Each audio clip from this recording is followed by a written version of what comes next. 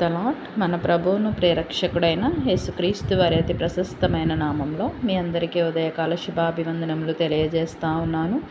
ఈ దినము కొరకు ఏర్పాటు చేయబడిన పాత నిబంధన పాఠ్య భాగము ప్రవక్త అయిన యెషయా గ్రంథము 41వ అధ్యాయము 10వ వచనము. దిగులు పడకము, నేను నిన్ను బలపరుతును. ఈ వాక్యమును మనము గమనించినట్లయితే ఇజ్రాయేలీల మీద దేవునికున్న ప్రేమను బట్టి వారిని ఆదరించదునని వాగ్దానము చేస్తూ ఈ మాటను పలికినట్లుగా మనము చూస్తూ ఉన్నాము. నా ప్రియ సహోదరులారా, దేవుడు నిన్ను బలపరిస్తే నీవు దేవుని పని చేస్తావు. అనేకులను దేవుని వైపు నీవు నడిపిస్తావు. దేవుని యొద్దకు నీవు నడిపిస్తావు. సమస్తమును నీవు చేయగలవు గనుక, దేవుని దృష్టికి నీవు యథార్థముగా ప్రవర్తిస్తే గనుక ఆయన నిన్ను బలపరుస్తానని ఈ యొక్క వాక్యము ద్వారా మాట్లాడుతూ ఉన్నాడు. నా ప్రియ సహోదరులారా, దేవుడు నిన్ను బలపరిచాలంటే మొదటిగా నీవు దేవుని స్వాస్థ్యముగా జీవించాలి. ఆయన స్వాస్థ్యముగా సొత్తుగా నీవు జీవించినప్పుడు ఆయన నిన్ను బలపరుస్తానని యొక్క వాక్యము ద్వారా మాట్లాడుతూ ఉన్నాడు.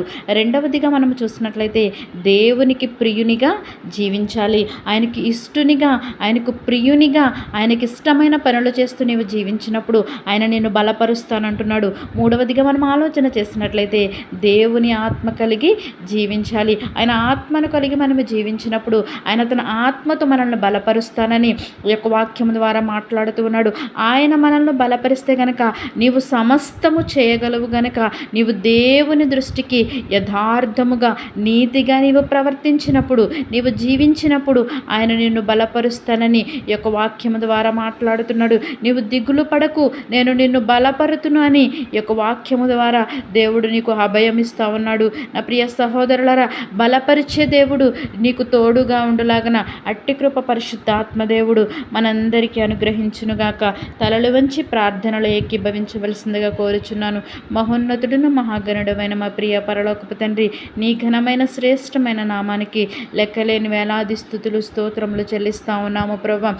ఈ ఉదయ కాలమున తండ్రి, దిగులు పడకము, నేను నిన్ను బలపరుతును అని యొక్క వాక్యము ద్వారా మాతో మాట్లాడి ఉన్నందుకు నీకు స్తోత్రములు ప్రభా. ఆయన యొక్క గొప్ప వాగ్దానముతో ఆయా మమ్మల్ని బలపరిచి ధైర్యపరిచిన విధానానికి నీకు స్తోత్రములు తండ్రి. అయ్యా, నీకు ఇష్టమైన జీవితాన్ని జీవించడానికి, నీకు స్వాస్థ్యముగా ఉండడానికి మేము సహాయము దయచేయండి. నీ ఎదుట ప్రభా మేము యథార్థముగా నీతిగా జీవించలాగన నీ కృపను మాకు తోడుగా ఉంచమని అడుగుచున్నాను.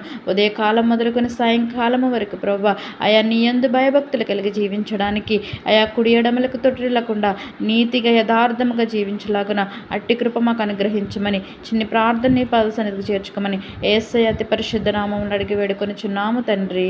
ఆమేన్.